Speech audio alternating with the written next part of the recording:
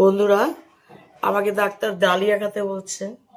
তার জন্য এখানে মুগের ডাল আছে, ডালিয়া আছে, আর খিচুড়ি খিচুড়ি খেতে বলেছে ডাক্তার।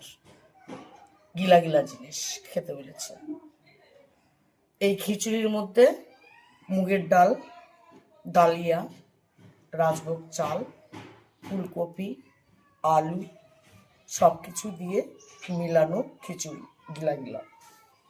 তাই আমি খেতে বসেছি। দেখো, তোমরা যদি খাও চলে এসো।